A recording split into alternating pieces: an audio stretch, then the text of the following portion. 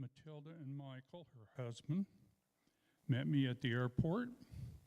And as we were driving to their home, I handed Matilda an envelope with good old American greenbacks. And she cried. And she told me through her tears, I have all these plans, and I have no way to finance them. I said, now you do.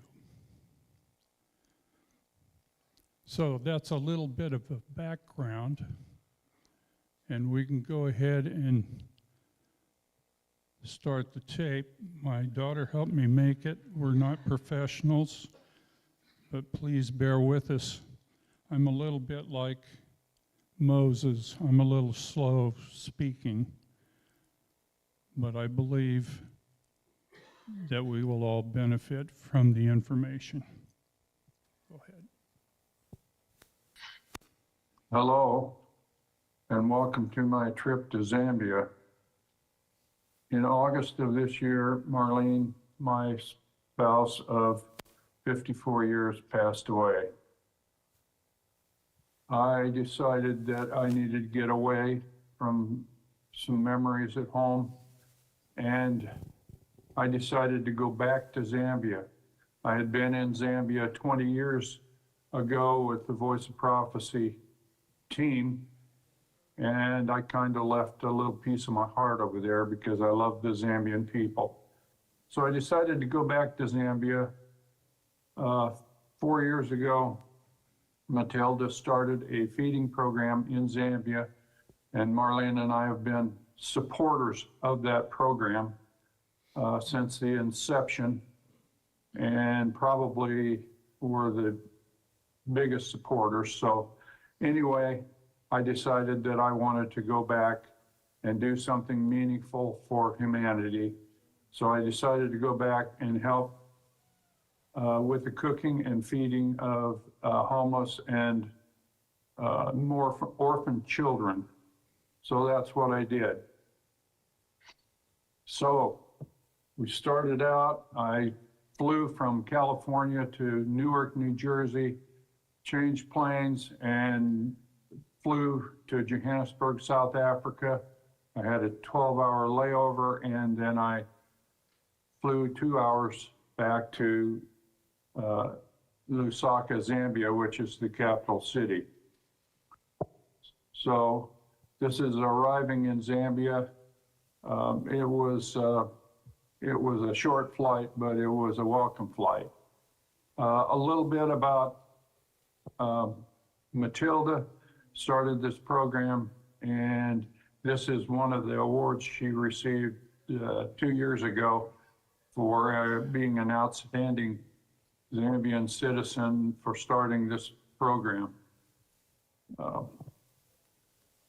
Most of the cooking in Zambia is done with charcoal.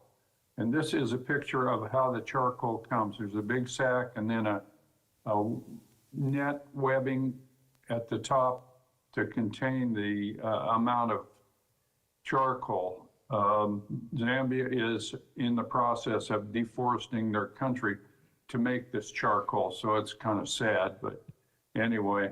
And this is how we cook. They put the charcoal in these pots and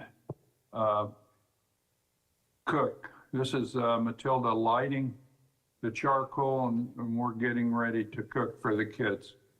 Another picture of her lighting the charcoal. So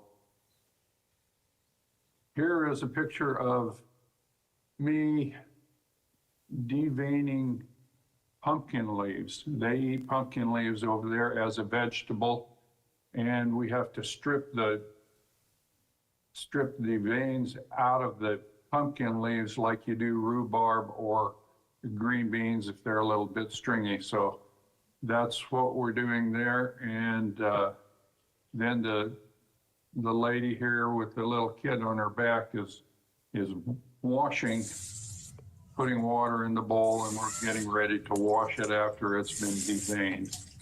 So the little boy was quite adorable, actually. I thought he was pretty photogenic. So anyway, she's washing the pumpkin leaves, and we're getting ready to chop them with a knife. They shred them up so they come out a lot like our lettuce comes, iceberg lettuce that's shredded. So again, picture of the little boy. He was really cute. He was playing with his homemade toy. They use just about whatever they've got to make these things. They're plastic bottles, bottle caps, sticks. You don't see many toys in Zambia because the poverty is quite rampant. So this is after the pumpkin leaves have been chopped. We're getting ready to cook them. We put a little oil in there, a little bit of onion, sometimes a little tomato. And so we put them in, we cook them. And when the pumpkin leaves are done, they're very much like cooked spinach. A lot of other times they have vegetables, it's okra or it's other garden produce, but the kids always get a vegetable and protein and so on. This was a picture of a little girl next door that was in the other half of the building. She lived there with her mom and dad. She's a fortunate little girl that she has a mom and dad, but I thought she was one of the cutest little girls, so I had to have her picture. So this is a picture of yours truly stirring the shima. Shima is a product that's made out of white corn.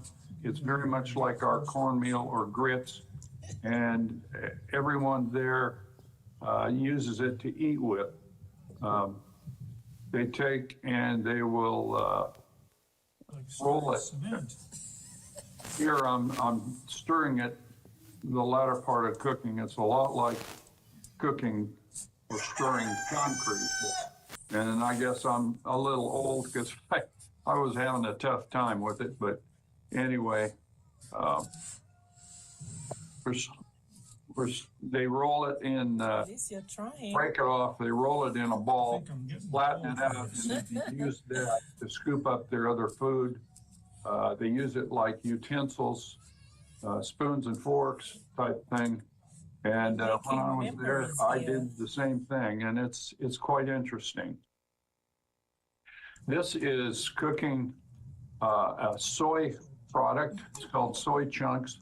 You hydrate it with water, and once it's hydrated, you squeeze the water out, and you put it in the pot with some onions, some tomato, and some oil, and cook it. And then the water that has been squeezed out is used to make a gravy. So it's really quite tasty. I was quite surprised. This is Matilda. She's scooping out the shima on each plate, and every child gets some of that. And so it's kind of a good thing that how she does it, but everything comes out pretty uniform. Here she's putting the pumpkin leaves on the plates, and everybody gets some. This is a picture of how we distribute the food. Every kid gets a plate. Early on, the kids fought over the food, but now everybody knows that they get food, they don't fight. The older kids help pass it out to the younger kids. And it's a orderly transition. Everybody gets fed, and it's just really neat how it goes. This is another shot of passing out the food. The kids are well behaved. Originally they weren't, but they have learned that everyone gets fed and nobody has to fight for food. So this is the kids sitting out in the in the compound eating. There are no chairs.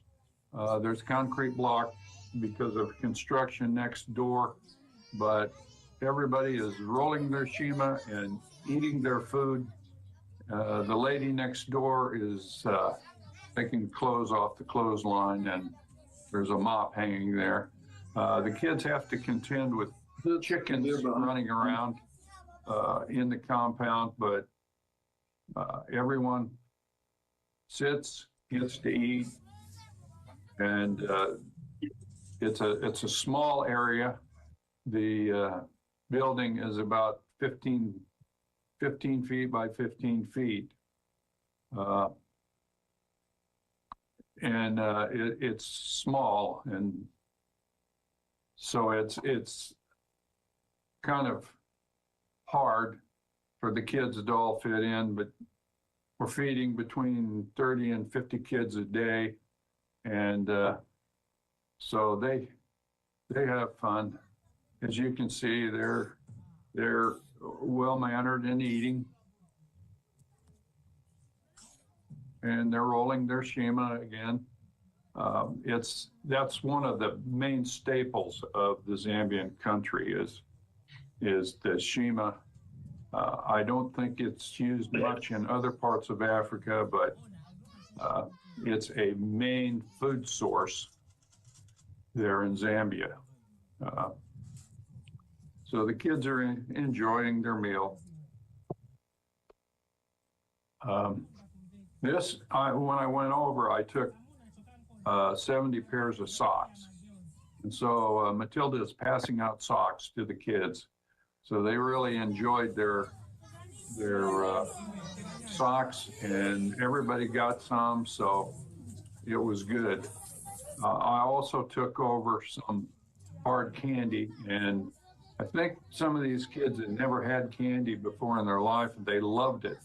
And later on in the week, we were driving through the village, and one of the little kids, I was waving at kids, and the kid points me out and yells to the other kids, "That's the guy that brought us candy." So I think it was a hit. So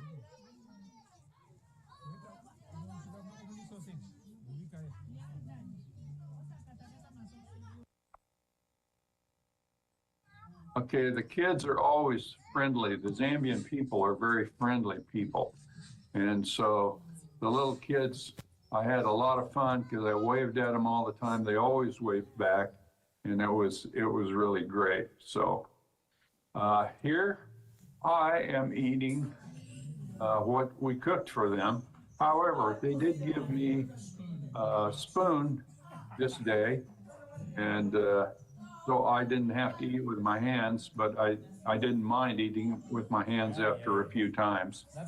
So I used to always tell my mom that hands came before forks and spoons, and she would laugh. But anyway, it was good.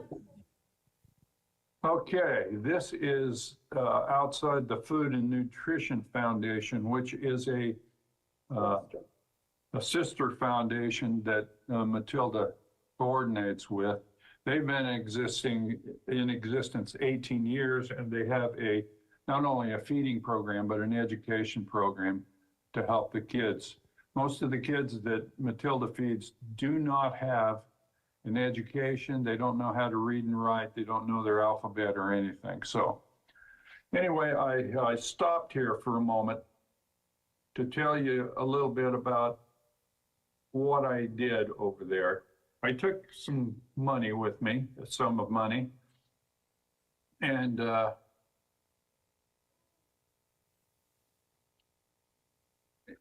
I decided that I wanted to make a difference. Matilda and Michael had no idea that I was bringing money, but I decided that because they rented their facility over there, that I was going to try to make a difference and help them build a new facility. So that's one of the things I went over with in mind.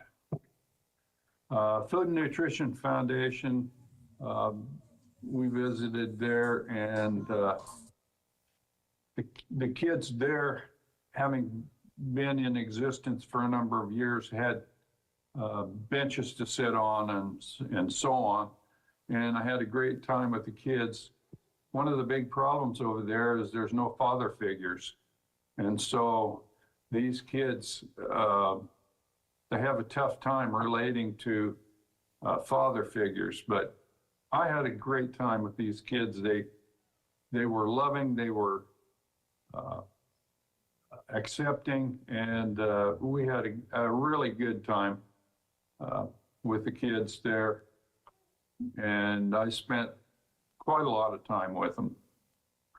Okay, this is a picture of the property that we decided to buy and build on over there. It was raw land. Basically, that tree had to be cut down. And this is the picture of they're measuring out the land and the property. The lady at the end in the pink dress was the realtor and owner of the land. Her father had passed away, and so she and her mom were selling off parcels of land. So they're measuring everything out. She wanted 420,000 kwacha for the land. And when she found out that it was for a feeding program and a nonprofit, she dropped the price to 120,000 kwacha, which was about a fourth of what she had originally wanted. Kwacha over there is, I guess, the equivalent to our dollar. One US dollar is equivalent to about 2,400 kwacha, which means that it's worth about 4 cents US.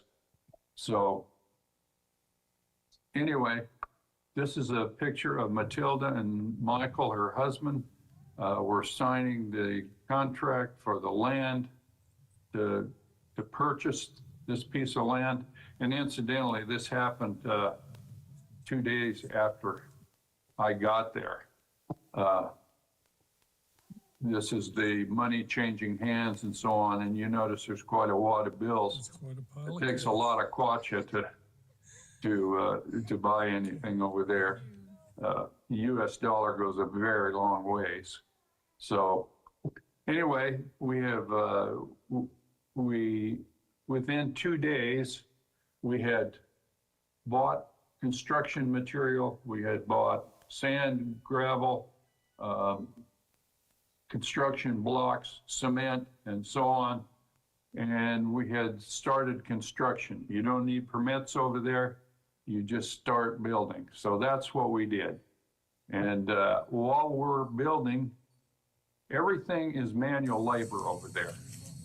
We had to dig the footings for the wall around the property. And it's all done by hand. The rainy season had not started at that time. And so the ground was quite hard. And so everything is done with pick and shovel.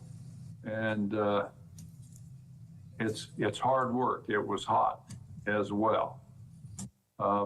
We wanted to get all the construction materials to the site before the rainy season started. They're continuing to dig the footings, and we also hired a drilling rig to come out and drill a water well, which we needed. This is a picture of the rig unloading. They're unloading casing for the well. You can also see on the right-hand side where they're getting ready to plant corn. And they don't plant corn like we do. They plant it all by hand with a huge hoe. So they dig the thing, the rain started, and then they come back and put the seeds. This is a picture of them changing the well, or the drill rig, putting on a new section as they drill down. It's drilling is a pretty dirty job. See, there's a lot of dirt and everything goes in the air, but it was worthwhile. It's dusty, dirty. The first well we drilled there was a little water, but not enough. So we had to call in another drill rig, and we started to drill a second well. While this is all going on, they're continuing to dig the footings and so on. And so we just keep moving ahead. This is all within the first week. So there's a tree that we had to cut down. We had a bunch of kids back there watching the progress. And so we continued on. They're very interested in what's going on. You have a lot of kids from the village just wandering around and curious as to what's going on. So, and of course, yours truly had to get in the act. I don't think they thought that an old American guy could work, but have never been afraid of hard work. But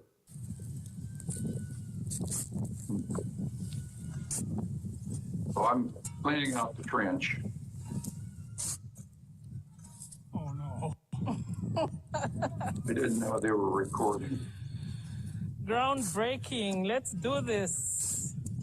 That was Matilda. She has a great sense of humor, and Maybe the ground to break up. so we continued on working away.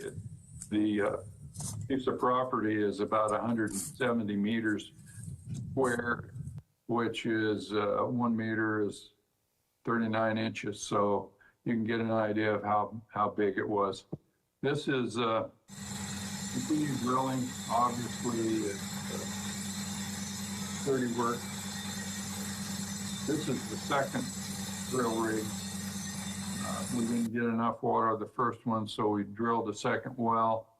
The drill rig is starting to come up with a little mud, so we know we're getting close. And so they continue to drill.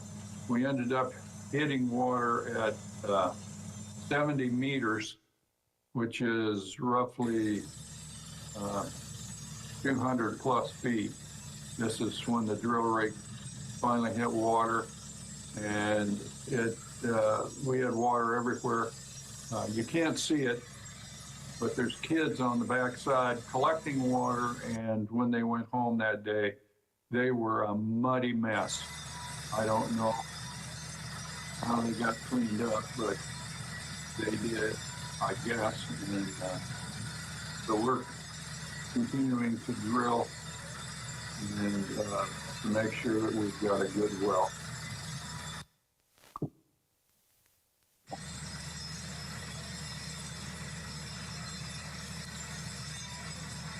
It was quite a relief when we finally did hit water. And, of course, we need water to mix concrete. And, so here's a picture of Matilda pumping the first water out of the well. They put the hand pump in there about 2 days after the drilling finished. And so she's pumping nice clear water. This is Michael. Michael is Matilda's husband, and he's serving as the construction superintendent, overseeing all of the construction that we're doing there. A really wonderful family. I stayed in their home with them while I was there, and got to love them as wonderful, wonderful people. And their hearts are in the program, and you know, they're the ones that started the foundation, and they're trying to help the community and the kids, and pumping water into the barrel for concrete. So this is one of the trucks that delivered 20 metric tons of gravel for the concrete, and it was a little tough to get the trucks turned around in there, but it was good. A lot of concrete, gravel for concrete. Also, a little later on, we had another load delivered. They got a little bit off to the side of the road, and the truck got stuck, so it took about 3 hours to dig him out. But a lot of hard work. Everything over there is done manually. There's very little equipment. This is how they mix concrete. And I don't know if you've ever mixed concrete by hand, but it is a big job. You put the sand down, they pour the Portland cement over the top, and then they start to mix with the shovel. And they mix and they mix. Once they get it all mixed, then they create the donut, and the water will get poured in the middle, and then they have to start mixing again until the concrete is all mixed. And then once it's mixed, then they have to scoop it into wheelbarrows and wheel it to wherever it's needed. Not like here in the States where we have cement mixers and so on and so forth. It's all manual labor, very, very tough. And it was hot in those days that we did this. And so we had a construction crew of 3. Well, we had the contractor and 2 helpers. Took one guy every day just mixing concrete. Here we're starting to lay block. This is the first block that's being laid, and the cornerstone, if you please. We had to level everything. He has to redo it because it's not in there quite right. But everything is very precise there. Everything is level, plumb, and square with all of their concrete block. Their contractor, who's in the picture here, is very meticulous about how everything is built. And the concrete blocks that we use here are more porous than the ones here in the States, but they're very strong. And so, so we're laying the cornerstone here, and then shortly thereafter, we're going to lay the second block, which is at a 90-degree angle to the corner block. And I was amazed at how accurate and how meticulous these guys are, and how they lay stuff, and they're quite fast actually. You know, a crew of 3, one guy mixing and 2 guys laying blocks, and it's amazing how fast they laid the wall around the property. When it's all done, the wall will be roughly 10 feet tall, and it'll be all the way around the property. Takes a lot of work, and as you can tell, it takes a while to lay that, but it's amazing how fast these guys could lay this stuff up, and within a few days, it took shape. There's a big gap there in the front with big pillars to mount the front gate on.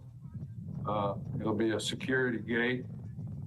Eventually, when we get the buildings in there, there will be a meeting center.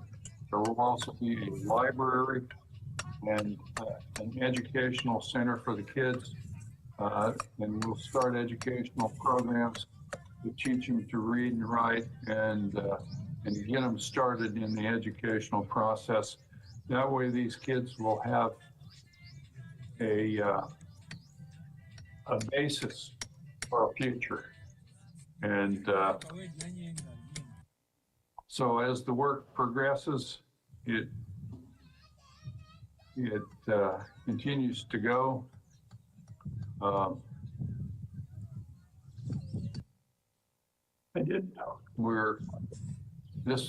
My time is short now, and they are getting a lot done.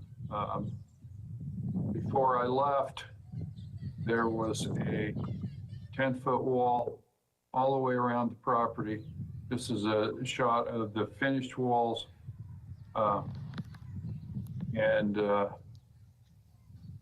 It's quite imposing or impressive as far as I was concerned. Once this was finished, then we start with a septic tank. We had to be built and dig the footings for the buildings that will go in this facility.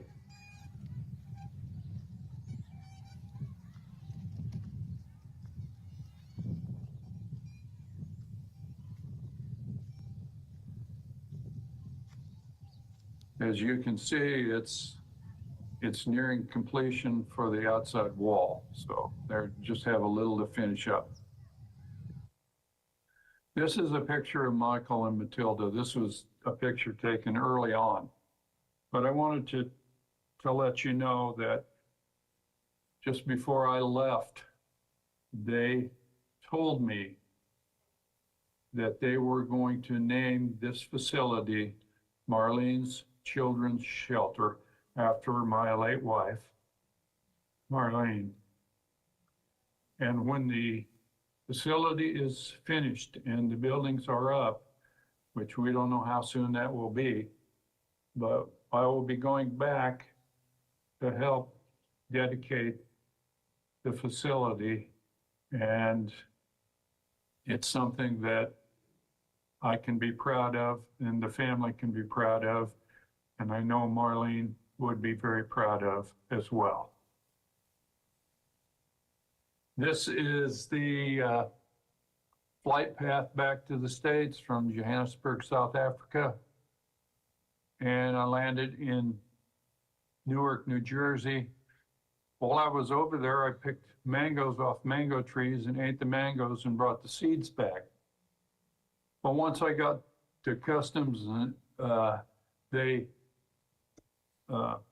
confiscated my mango seeds. And I asked the guy, I said, what am I going to do now? And he said, why don't you buy some mangoes in the States and plant the seeds? And then he laughed. So I guess it all went well. After I flew back to Los Angeles, I'm spending some time with the kids and the girls and spending Christmas here. And then I will make my way back to Nebraska and home.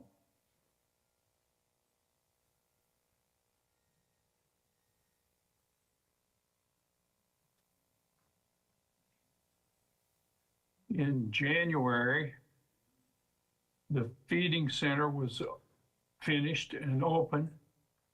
And Matilda told me at that time that she would like to have an orphanage, library, and educational center. So we decided to start construction on that. And so we did. We continued construction. Here they're digging the footings for the main building and mixing concrete on the ground.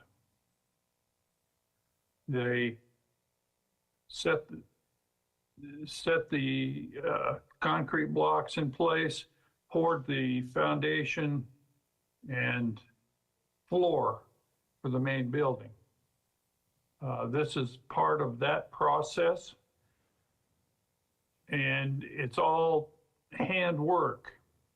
This is an overall shot of the building coming together. You can see in the four corners, there will be 4 bedrooms, there will be bathrooms in between, and then a great hall or great area in the middle where they will have a lot of programs and so on, education and whatever.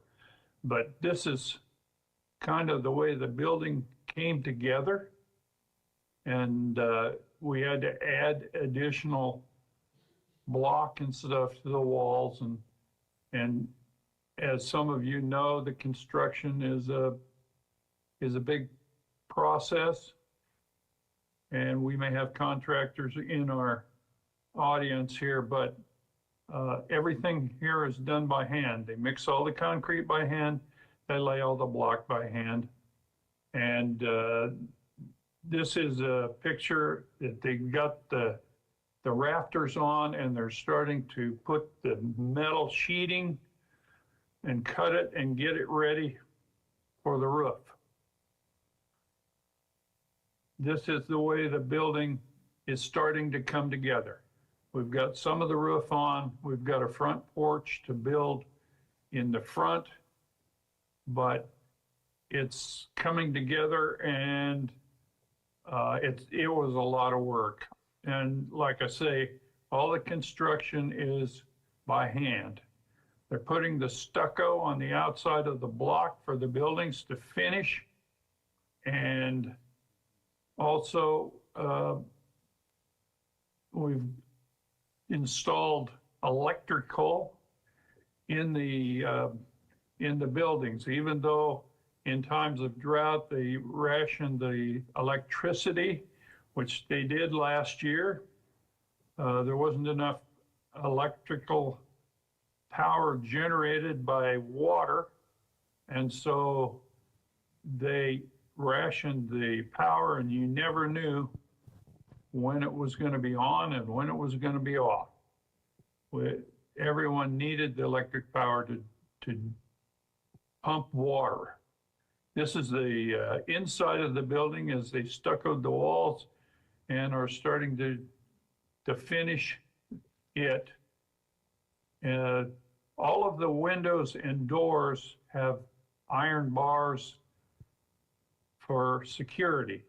Over there, if you're not protected, things disappear, or they have the habit of disappearing. This is part of the electrical process. And even though at the time this was installed, there was no electricity available, they did install it, and they do have electrical power periodically during the day or even into the night. So I understand that electrical is pretty much the same the world over, but it's handled in a different manner because in Zambia, all the power is 220 rather than 110. This is the gentleman that's laying tile on the main building floors. We opted for a nice tile. We figured that would give a nice finish, and it would be a lot easier for the people to maintain the buildings and keep things clean. So this is a picture of the benches that my oldest daughter purchased for the orphanage and feeding center. They were doing much of their education on the concrete floor, and so she bought those to help get the kids up off the floor. This is one of the beds, one of the 2 beds that we have in the orphanage, and we have 3 mattresses. I'm going over here in a few weeks to try to furnish these bedrooms and so on so the kids will have beds to sleep in. Although most of the kids are not used to sleeping in beds, And when we built the feeding center, we built restrooms, and most of the kids had to be trained on how to use a toilet and so on, as most of them did not have those kind of facilities in their homes, and they didn't know how to use them. So this is a picture during construction. This is Moochie as the first part of the, or the last part of the Chamuchi Foundation. This is the restrooms that we built. 2 restrooms for the boys, 2 restrooms for the girls. And one of the local artists painted some cartoonish characters on, which the kids were kind of delighted about. This is the crew that we had just before the opening, Michael and Matilda, the black child in the middle who was the MC for the program, and my 2 daughters, Lacey and Jacy. So this is the beginning of the grand opening and dedication day. This was the program, and this is the main focus, I guess you'd say, the main table. A number of us were at that table, and this is another shot from the audience perspective. This is the black child.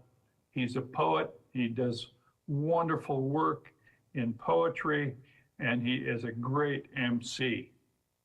He was one of 2. This is Matilda as she got up to speak. And the next picture is a video as Matilda started to open the program, and this was aired on the Hope Channel news program.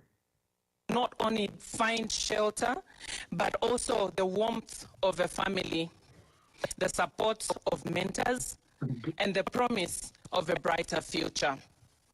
As Chumuche Foundation, we have always believed in the power of community, compassion, and commitment in uplifting those who are often marginalized. This journey has not been an easy one. It has taken collective and multifaceted efforts, generosity, and unwavering support from many. Meanwhile, Mr. David Wainko explained that his family started partnering with Chumoche CEO because of the love for children that his late wife had. Almighty God had a plan, and he impressed Matilda with that plan.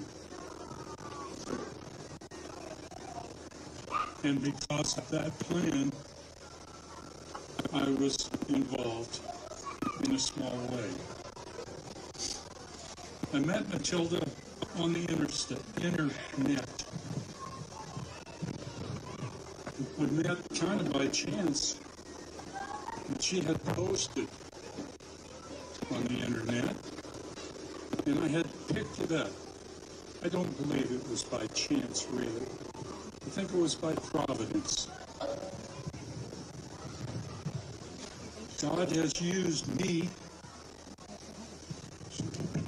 God has used me in a small way to help finance some of this, what you see around you. But I've come to realize that's my responsibility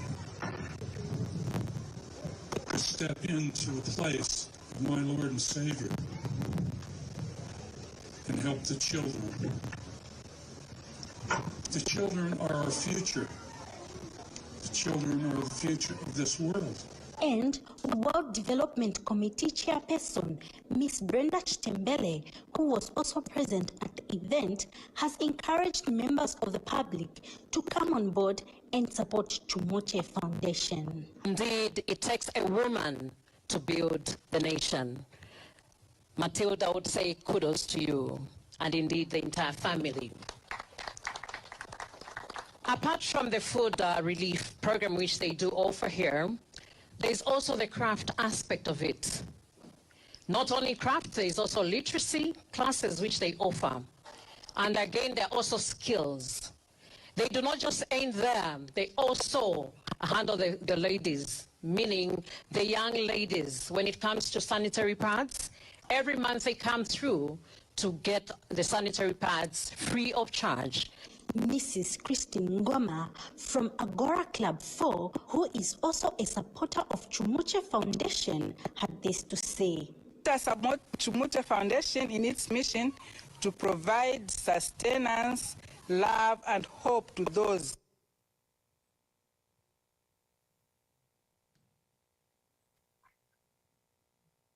That's all we needed. And here's the speakers as we went through the ceremony. Okay. This lady was one of the dignitaries as well.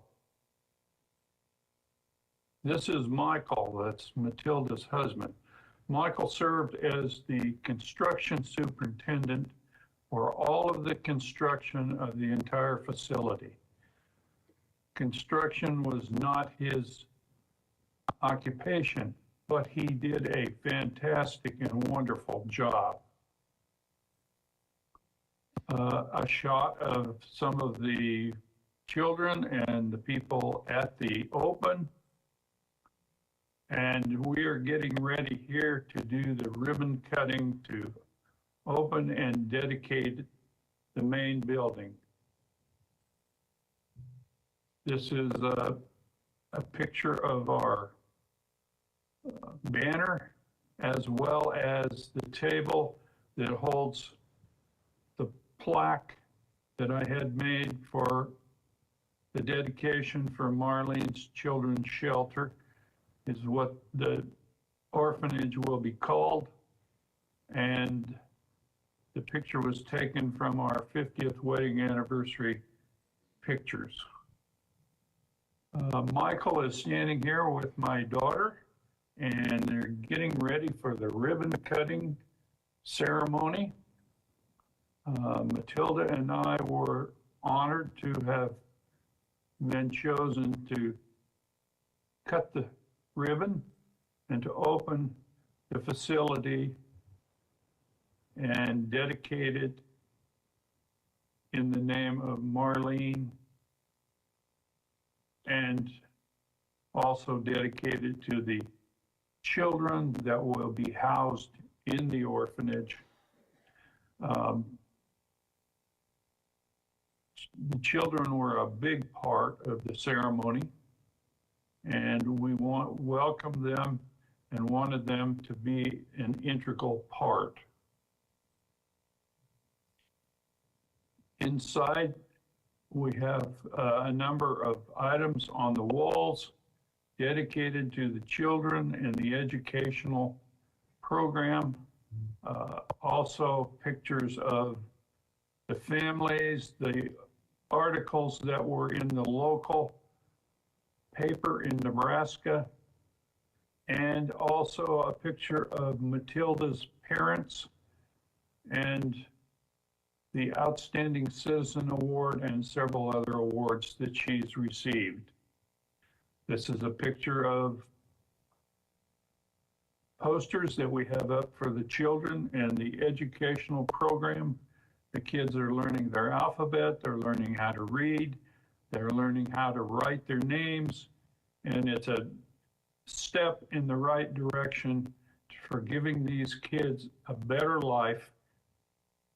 This is one of the ladies from one of the local churches. She's also employed by the government of Zambia in the educational department. She is an educator of many years, and so she has been in charge of setting up our programs and getting everything going.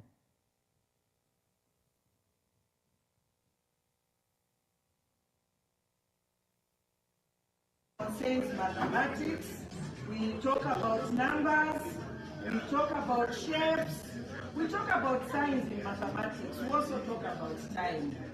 Reason being that we just want to enhance the Zambian curriculum, we just want to be abreast with what is happening in the Zambian education system, And we just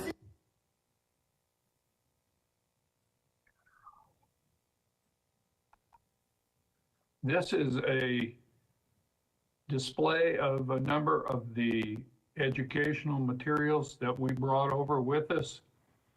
We had a number of suitcases full of materials, which we found out we were overweight on all of our suitcases. So we ended up paying a penalty, but it was certainly worth it. It's a lot cheaper than shipping to countries that are overseas. This is a picture of the inside of the main building, although we don't have our floor tiles down, but we were at a point where we could start using the building for education. A shot of the bathrooms in between the bedrooms on each corner of the building. Another shot of the great room in the building. And this is a shot of the cake that was prepared in anticipation of the opening. Matilda and I cut the cake. I was quite surprised because it was more like a wedding than an open, but I guess that's the way it's done in Zambia, is the cake is cut and each person has a piece that's involved. This is another picture of Muchi, and with several of us in the background. Picture of Chuma, the lady in the orange dress. She is the Chuma of Chamuchi.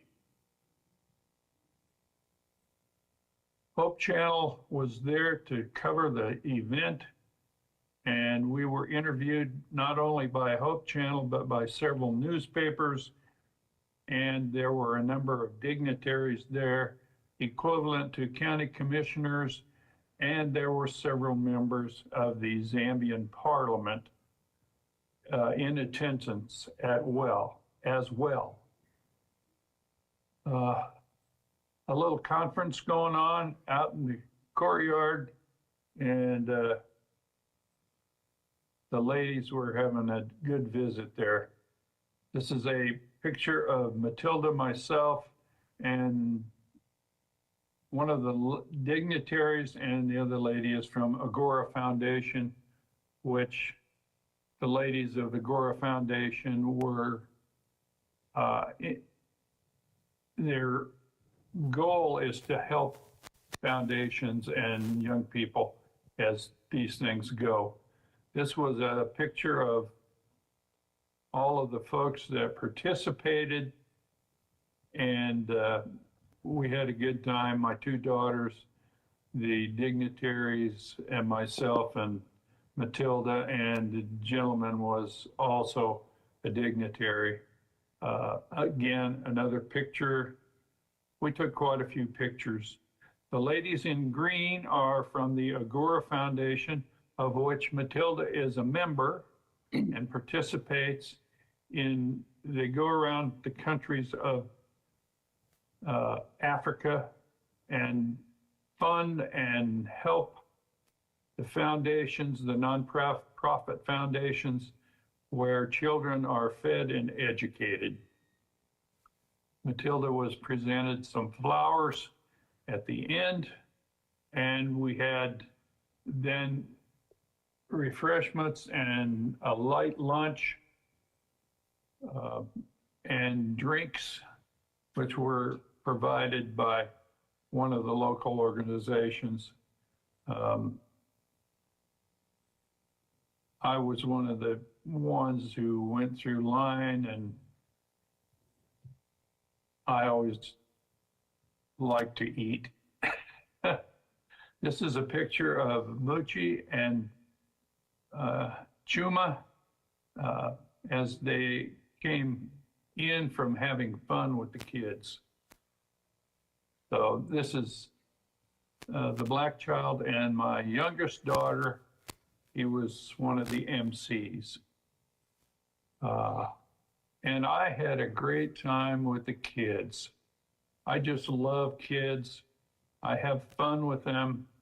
The kids had a lot of fun with me. You know, I don't know how many white people they have had the opportunity to meet, but the kids love to mess with the gray hair on my arms. They fondled my beard and touched my hair. I had to take my cap off, and they just had a great time. They were loving it, and I was having a great time as well. The one little girl here seems to have a case of, shall we say, worship.